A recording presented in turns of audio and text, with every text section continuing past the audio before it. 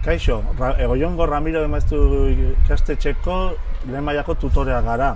Eta guk landuko dugun gaia, familia eta eskola izango da. Kaixo, ni Olaia naiz. Bueno, guk ikusi dugu familia eta eskolaren arteko elkarlanak onuragarria dela gure ikasleen garapenerako.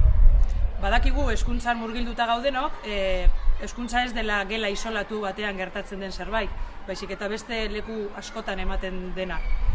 Beraz, zergaitik ez sustatu hau.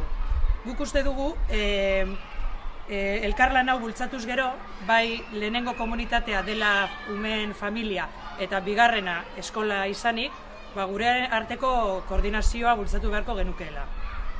Beti pentsatzen du, etzaiak algara familia eta eskolaren arteko elkarlan honean? Bueno, ni Maialen naiz eta Olaiak dion bezala, ez?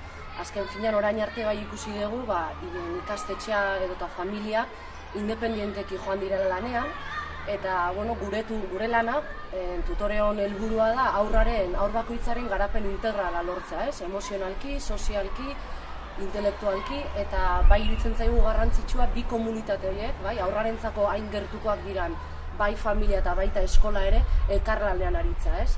Eta esperientziak erakutsi digun bezala, aur bakoitzantzat ze pozgarria dan beraien familia, ama, aita, aiton amon, bai?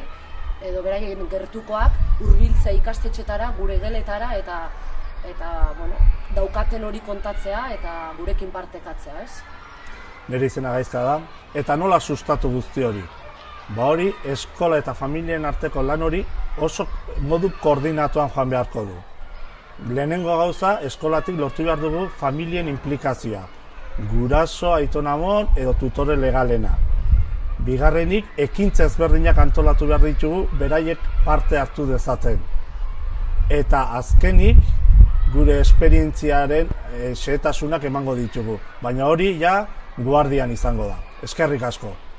Eskerrik asko.